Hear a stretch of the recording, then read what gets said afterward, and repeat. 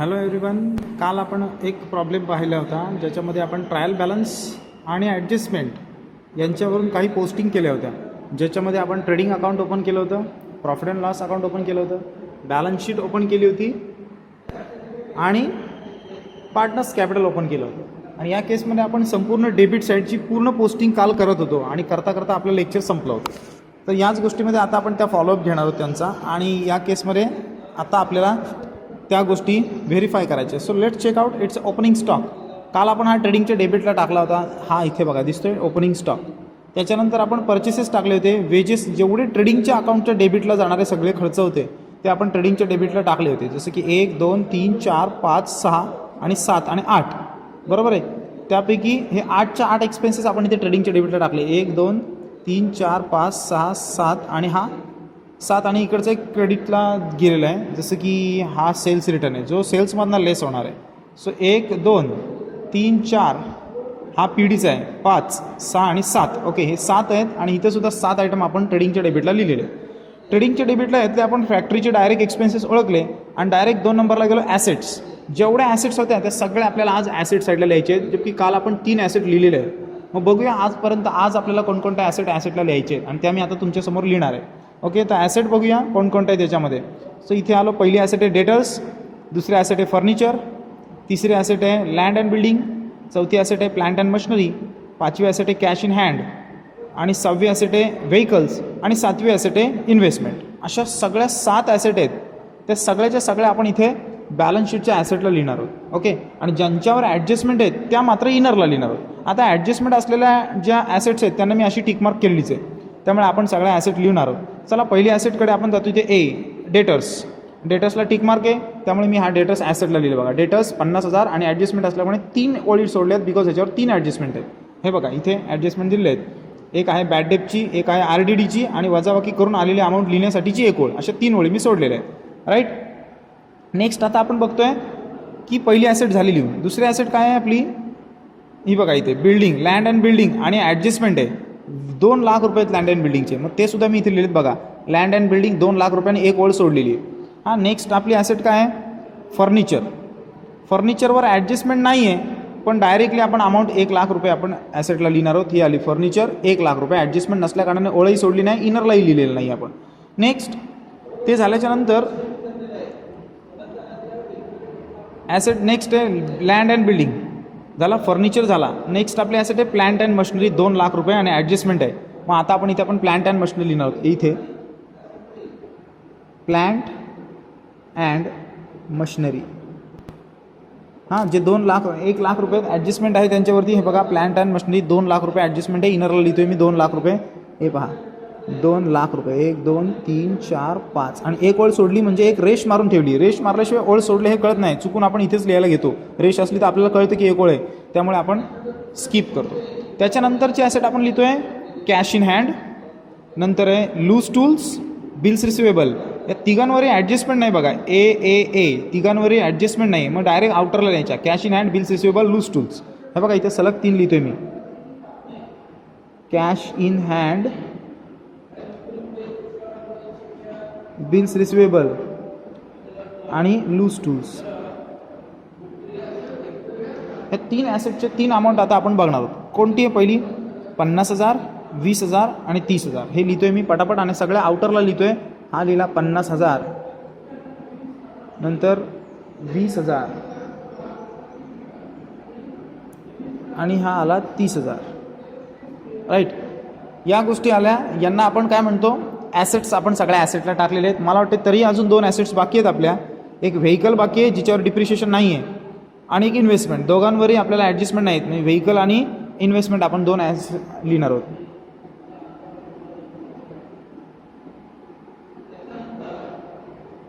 दोन्ही ॲसेटला लिहिले. इन्व्हेस्टमेंटवरती जर इथे इंटरेस्ट असता ॲडजस्टमेंटमध्ये तर आपल्याला ओळ सोडावी लागली असती, पण सध्या इंटरेस्टची एकही ॲडजस्टमेंट या प्रॉब्लेमला मी घेतलेली नाही. सो या केसमध्ये आता आपण काय करतोय, व्हेकल 70,000 आणि हे 10,000 असे आपण इथे ॲसेटला लिहून टाकतोय. व्हेकलचे 70,000 आणि हे आहेत 10,000 रुपये. राईट. अशा पद्धतीने आपण या पहिल्या केसमध्ये संपूर्ण प्रॉब्लेमच्या डेबिट साईडमध्ये सगळे ट्रेडिंगचे एक्सपेन्सेस लिहून घेतले. सगळ्या ट्रेडिंगच्या डेबिटला जे हे इथे आहेत, हे बघा, हे सगळे ट्रेडिंगला लिहून घेतले. आणि बाकी सगळ्या ॲसेट लिहिल्या आणि उरलेले सगळे आता प्रॉफिट अँड लॉसच्या डेबिटला जाणार आहेत सगळे, फक्त ॲडजस्टमेंट बघून ते लिहायचे. ओके, मग आता उरलेले कुठले लगेच हिशोब लावायला घ्यायचा. फ्राईट गेला, हे सगळे गेले, ट्रेडिंगच्या डेबिटचे गेले. हा बघा प्रॉफिट अँड लॉसचा डेटर्स राहिला आहे, बॅड डेप्स लिहिला प्रॉफिट अँड लॉसच्या डेबिटला बघा. ओके, इनरला ॲडजस्टमेंट आहे म्हणून. नंतर बॅड डेप्स नंतर वरून बघत यायचं कुठले शिल्लक राहिलेत. हा गेला ॲसेटला, हा गेला ट्रेडिंगला, हा गेला ट्रेडिंगला, ॲसेटला गेला. हा बघा प्रिंटिंग स्टेशनरी प्रॉफिट अँड लॉसचा बाकी राहिला 2000 रुपये. हा आला 2000 रुपये प्रिंटिंग अँड स्टेशनरी. हा प्रॉफिट अँड लॉसच्या डेबिटला लिहिला आहे बघा, प्रिंटिंग अँड स्टेशनरी 2000 रुपये. त्याच्यानंतर प्रिंटिंग अँड स्टेशनरी बिल्डिंग गेला ॲसेटला, डिस्काउंट अलाउड. हा बघा प्रॉफिट अँड लॉसच्या डेबिटला हा लिहितोय मी 2000 रुपये. तुम्ही म्हणाला हा ओळखायचा कसा, याच्यातले ट्रेडिंगचे आणि ॲसेट सोडले तर बाकी सगळे आयटम आपल्याला इथे लिहायचे.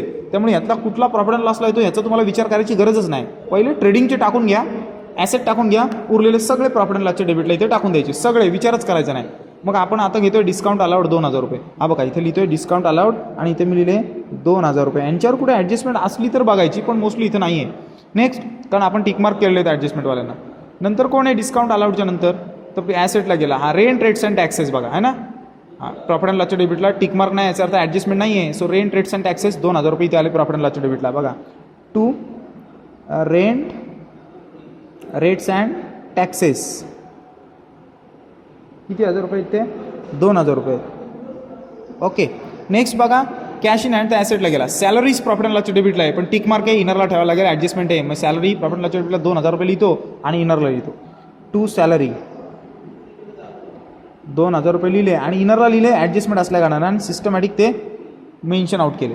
सॅलरीनंतर बिल्स रिसिव्हर गेला ॲसेटला, लूज टूज गेला ॲसेटला. कॅरेज आउटवर्ड आहे बघा प्रॉफिट अँड लॉसच्या डेबिटला 2000 रुपये, ॲडजस्टमेंट नाही आहे. लिहिला टू कॅरेज आउटवर्ड, हे आले 2000 रुपये इथे. राईट, प्रॉफिट अँड लॉसच्या डेबिटची साईड अगदी सिस्टमॅटिक आपण लिहितोय. उसके बाद व्हेकल गेली आपल्या ॲसेटला. इन्शुरन्स प्रॉफिट अँड लॉसच्या डेबिटला आहे, आला की त्याच्यावर टिकमार्कसुद्धा आहे, त्यामुळे हा आपण ॲडजस्टमेंट म्हणून लिहिणार आहोत 2000 रुपये इन्शुरन्स. मग हा लिहिला बघा टू ॲडजस्टमेंट आहे म्हणून इनरला लिहितोय 2000 रुपये आणि इथं आली रेश. बरोबर आहे, हे सगळं स्कीमॅटिक झालेलं आहे. आता नेक्स्ट आपण बघतोय ड्रॉइंग. ड्रॉइंग ही पार्टनर्स कॅपिटलच्या डेबिटला लिहायची, पण ए आणि सीची आहे 15,000 15,000. तर हा बघा आपल्याकडे पार्टनर्स कॅपिटल आहे, पार्टनर्स कॅपिटलच्या डेबिटला इथे टू ड्रॉइंग लिहितात, टू ड्रॉइंग. आणि बघा ए आणि सीचीच आहे, एची 15,000 आणि सीची 15,000, त्यामुळे एच्या कॉलममध्ये एची आणि सीच्या कॉलममध्ये सीची, बीने ड्रॉइंग केलेली नाही आहे. सो हे आले 15,000 1 2 3 आणि हे आले 1 2 3 आणि मध्ये डॅश. ओके, ड्रॉइंगची पोस्टिंग झालेली आहे, म्हणजे डेबिट साईड पूर्णपणे संपली. राईट, आता आपण घेतोय कुठली साईड, क्रेडिट साईड. क्रेडिट साईडला आपले सगळे ट्रेडिंगचे आयटम पहिले लिहून घ्यायचे, नंतर लायबिलिटी लिहून घ्यायच्या, उरलेले सगळे प्रॉफिट अँड लॉसच्या क्रेडिटला जातील. So let's move on to talk about the same all the things related with the trading account. Ready, मला सांगा पहिला सेल्स 10,000, पण ॲडजस्टमेंट आहे, मग हा लिहिलं मी बाय सेल्स. ओके, 10,000 रुपये मी लिहितो इथे 10,000 रुपये 10,000. तर हे 10,000 रुपये लिहिले आणि या सेल्समधून हा बघा हा जो सेल्स रिटर्न आहे तो वजा करायचा आहे 1,000 रुपये. मग आपण येताना लेस सेल्स रिटर्न करणार, लेस सेल्स रिटर्न किती 1,000 रुपये ते 1,000 रुपये. सो हे आले 1,000 रुपये आणि 10,000तून 1,000 वजा गेले तर हे आले 9,000 रुपये आउटर कॉलमला. हा झाला सेल्सचा हिशोब. It's quite simple. Okay, next sales झाल्याच्या नंतर आपण बघतो इथे आउटस्टँडिंग रेंट लायबिलिटी आहे, क्रेडिटर्स लायबिलिटी आहे, परचेस रिटर्न मात्र परचेसमधून मगाशीच आपण लेस केला आहे. हा बघा इथे ट्रेडिंगच्या डेबिटला. हां, म्हणजे ट्रेडिंगचे आयटम आपण लिहितोय हा का, हा प्रॉफिट अँड लॉसला गेला, हा बिल्स पेबल लायबिलिटी. मग आपण लायबिलिटी ट्रेडिंगचे आयटम पहिले लिहून घ्यायचे. आला की याच्यामध्ये संपूर्ण केसमध्ये ट्रेडिंगचा एकच आयटम होता सेल्स रिटर्न, बस संपले. आता लायबिलिटी शोधायच्या. मग लायबिलिटी जेवढ्या आहेत तेवढ्या लायबिलिटीला आता आपण लिहिणार आहोत. कुठे आपली लायबिलिटी साईड, ही आपली लायबिलिटी साईड. हे बघा आपण ॲसेट लिहिल्यात, आता आपण लायबिलिटीवर लिहितोय. लायबिलिटी लिहिताना आधी पार्टनर्स किती आहेत त्यांच्यासाठी जागा सोडून द्यायची. आता पहिला लिहायचा कॅपिटल, कॅपिटल ए बी आणि सी या 3 ओळी सोडून द्यायच्या आणि मग उरलेल्या गोष्टी आता लिहायला सुरुवात करायची. काय लायबिलिटी आहे पहिली, outstanding rent, creditors, bank overdraft, bills payable आणि डिबेंचर्स आणि लोन. सगळ्या लायबिलिटीत बघा एल एल एल एल लिहिलेले आहेत. सगळ्या लायबिलिटी मी लिहितो. आउटस्टँडिंग रेंट पहिली आहे, आउटस्टँडिंग रेंट. ॲडजस्टमेंट नसल्या कारण डायरेक्ट 1,000 रुपये बाहेर, हे आले 1,000 रुपये. नंतर लिहितो आपण कुठली ॲडजस्टमेंट, ही आउटस्टँडिंग रेंट. नंतर कोणी क्रेडिटर्स आहे आणि बँक ओडी आहे, दोघांवरही ॲडजस्टमेंट नाही आहे, 50 आणि 10. मग बघा लिहितोय मी क्रेडिटर्स आणि बिल्स बँक ऑर्डर. ओके, 50,000 आणि 10,000 हे लिहिले.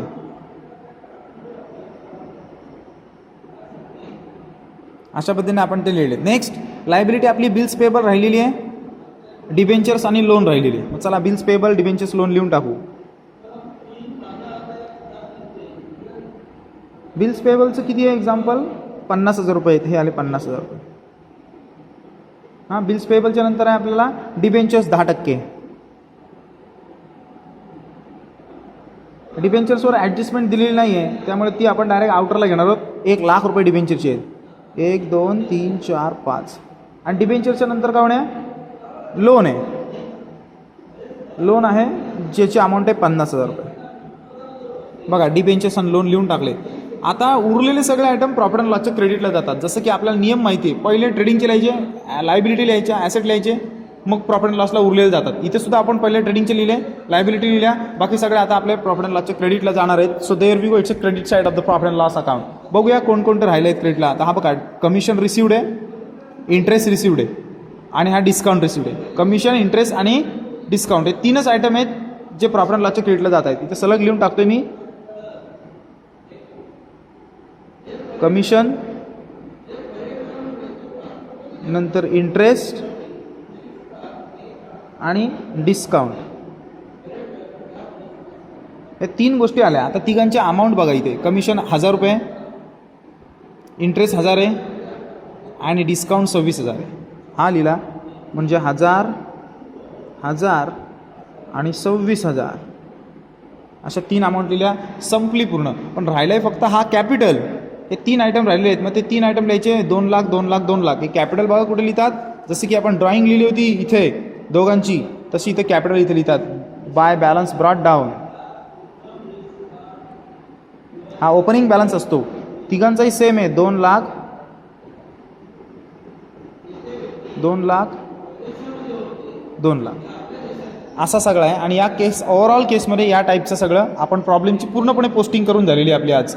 आता पोस्टिंग करून झाली, मग आता आपल्याला सॉल्व कसा करायचा हा प्रॉब्लेम, फायनल फिनिशिंग कशी करायची. याचा अर्थ आपला ट्रायल बॅलन्स संपला, हा संपूर्ण संपलेला आहे. याचा आता काहीच घेणं देणं नाही आपल्याला. आता घेणं देणं आहे फक्त ॲडजस्टमेंटचं. ओके, चला आपण आता ॲडजस्टमेंटकडे जाणार आहोत आणि उरलेला प्रॉब्लेम सोडवणार आहोत. So let's move on to try on the adjustments. आता ॲडजस्टमेंट कशा सॉल्व करायच्या. तर ॲडजस्टमेंट सॉल्व करण्यासाठी आपल्याला 1-2 बेसिक गोष्टी माहिती असल्या पाहिजेत.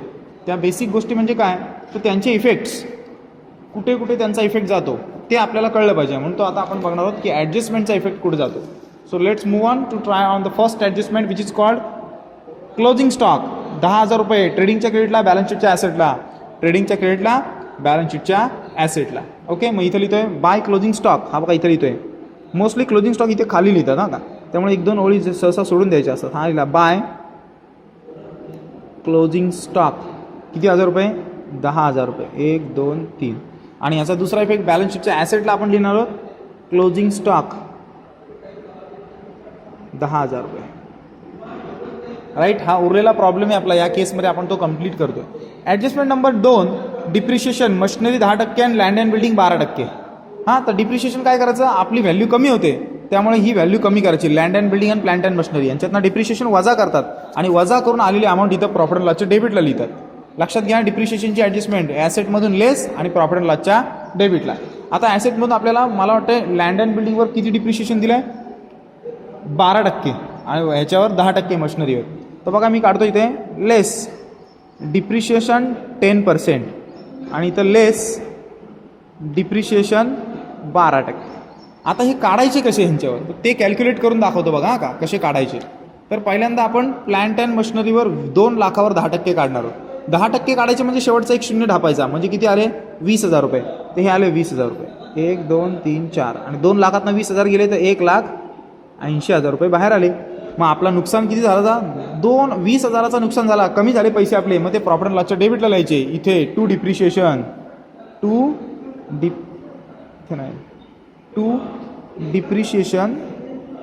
ऑन कशावरचं डिप्रिशिएशन आहे, प्लांट अँड मशिनरीवरचं. मग हा लिहिलं प्लांट अँड मशिनरी, जे किती आलं होतं आपलं 20,000 रुपये डिप्रिशिएशन आलं.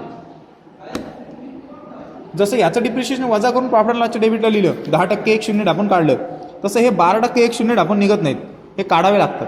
कसे काढायचे सांगतो आणि हे सुद्धा आपण लेस करणार. ओके, बघा इथे कॅल्क्युलेट करूया. 2 लाख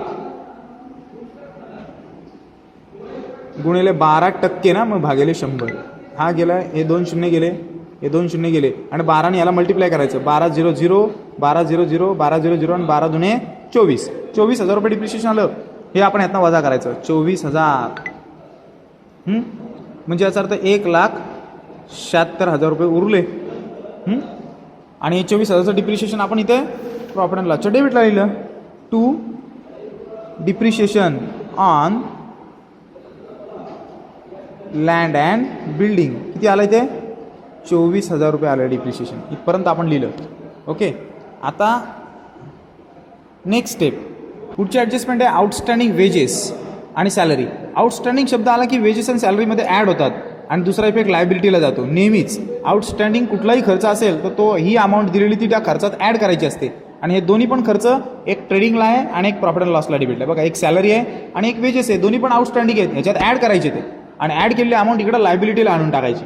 ओके, मग चला मी आता वेजेसची अमाऊंट ॲड करतो. वेजेस आउटस्टँडिंग 1,000 रुपये आहेत आणि सॅलरी 800 आहेत. बघा इथे लिहितो आहे वेजेसमध्ये ॲड आउटस्टँडिंग वेजेस 1,000 रुपये. मग 1,000 प्लस किती आले आउटरला? 2,000 रुपये आले. वेजेस वाढली मग लायबिलिटी पण वाढली. हे बघा आउटस्टँडिंग वेजेस इथे लिहितोय, आउटस्टँडिंग वेजेस. लायबिलिटीला इफेक्ट दिला, हे 1,000च रुपये लिहायचे. काही लोक लगेच वेजेस आउटस्टँडिंग वजा करून हे 2,000 असतात ते लिहितात, पण ॲक्च्युली हे 1,000च लिहायचे असतात. Okay fine. नेक्स्ट बघा पुढची गोष्ट काय, आउटस्टँडिंग वेजेस झाला तसं आपल्याला आउटस्टँडिंग सॅलरी दिली 800 रुपये. मी ते सॅलरीमध्ये ॲड करायचा. ॲड आउटस्टँडिंग सॅलरी 800 रुपये ॲड झाले म्हणजे बाहेरला आले 2,800 आणि इथं लिहिला दुसरा इफेक्ट आउटस्टँडिंग सॅलरी किती आहेत रुपये? हे 800 रुपये. डन. हा आला लायबिलिटीपर्यंतचा दुसरा इफेक्ट. आता प्रीपेड इन्शुरन्स आहे. आउटस्टँडिंग जर ॲड होतो तर प्रीपेडवाला लेस होतो. आता इन्शुरन्सचे 1,000 रुपये आहेत बघा इथे लेस करतोय. हे इन्शुरन्स आहे, ह्याच्यामध्ये लेस प्रीपेड इन्शुरन्स किती 1,000 रुपये दिले. इन्शुरन्स प्रीपेड 1,000 रुपये. तर हे 1,000 रुपये मी त्यातनं वजा करणार म्हणजे उरले किती बाहेर? फक्त 1,000 रुपये. खर्च कमी झाला म्हणजे ॲसेट वाढली. इथे लिहितो मी प्रीपेड इन्शुरन्स. बघा प्रीपेड इन्शुरन्स हे आले 1,000 रुपये. डन. या टाईपने आपण सगळ्या ॲडजस्टमेंट केलेल्या आहेत. आणि आता महत्त्वाची ॲडजस्टमेंट आहे गुड्स लॉस बाय फायर. 1,000 रुपयाच्या वस्तू गेल्या ट्रेडिंगच्या क्रेडिटला येईल आणि लायबिलिटीला न जाता प्रॉफिट अँड लॉसच्या डेबिटला येईल. वस्तू नुकसान होतं म्हणून ट्रेडिंगच्या क्रेडिटला गुड्स लॉस बाय फायर. हा बघा इथे लिहितोय ट्रेडिंगच्या क्रेडिटला by goods loss by fire. किती 1,000च्या वस्तू जळाल्या आहेत? 1,000 रुपयाच्या जळाल्या. Okay fine. मग ते आपण 1,000 रुपये लिहिले बघा 1,000 रुपये. आणि नुकसान झालं म्हणून प्रॉफिट अँड लॉसच्या डेबिटला to goods loss by fire. To goods loss by fire. अशा पद्धतीने हा लिहिला आणि मग ते लिहिले 1,000 रुपये. डन. एवढं झाल्याच्या नंतर बॅड डेप्स आहेत आणि RDD आहेत. हे दोन्ही पण गोष्टी डेटर्समधून वजा करायच्या असतात. हे बघा डेटर्समधून वजा करायच्या आणि प्रॉफिट अँड लॉसच्या डेबिटला ह्या बॅड डेप्स खाली जागा सोडल्यात ना तिथे आणून ॲड करायच्या. इथून वजा करणे आणि इकडे आणून ॲड करणे. मग मी पहिल्यांदा बॅड डेप्स किती आहेत ते 2,000 रुपये वजा करतो. बघा ह्याच्यावर डेटर्समधून बॅड डेप्स वजा करतो. लेस बॅड डेप हे 2,000 रुपये मी वजा केले. 50,000तनं 2,000 गेले, किती राहिले? 48,000 रुपये राहिले. आणि त्याच्यातून लेस RDD पण सांगितला आहे. तो किती सांगितला RDD? 5% on debtors. मग हा लिहिला मी 5%. आता 5% हे 48,000वर काढायचे असतात, नेहमी लक्षात घ्या. आता 10% काढण्यासाठी मी आपण एक शून्य टाकतो म्हणजे 4,800 येतात. मग 5% त्याचे निम्मे असतील म्हणजे 2,400 रुपये येतील फक्त RDD. मग हा आला 2,400 रुपये RDD आला. आणि वजाबाकी करून लिहून टाकायची बाहेर. 1 2 10तून 4 गेले राहिले 6 चला 1 8तून 3 गेले राहिले 5 आणि हा आला 4 45,600 रुपये. आणि या दोन्ही पण लेस झालेल्या अमाऊंट कुठं आणायच्या? इथे आणायच्या बॅड डेप्समध्ये ॲड करायच्या. ओल्ड बॅड डेप्समध्ये. मग हे बघा इथे आला काय ॲड केला आपण? प्लस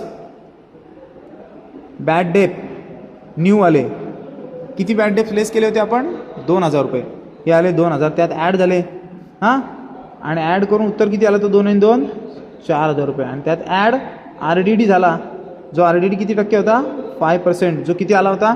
2,400 आला होता. बघा इथे 2,400 रुपये आला आहे. मग हा त्या लिहिला 2,400 रुपये. म्हणजे 4 आणि 2 6 6,400 रुपये आले आपली टोटल. बघा इथून लेस केले आणि इथं आणून ॲड केले. नेक्स्ट आणि लास्टची adjustment loss on sale of asset. 1,000 रुपयाचा लॉस झाला आहे. मग प्रॉफिट अँड लॉसच्या डेबिटला येईल loss on sale of asset. 2 loss on sale 1000 रुपयाचा लॉस झाला आणि लॉस झाल्यामुळे आपण तो लायबिलिटी लिहिला. लॉस ऑन सेल ॲसेट हा आला 1000 रुपयाचा. डन. म्हणजे या पद्धतीने आपण सगळी पोस्टिंग केली आणि संपूर्ण प्रॉब्लेम आज आपला झालेला आहे. आणि आता फक्त टॅली कसा करायचा ही गोष्ट मी तुम्हाला सांगेल. बाकी आपण नेक्स्ट लेक्चरमध्ये पाहू.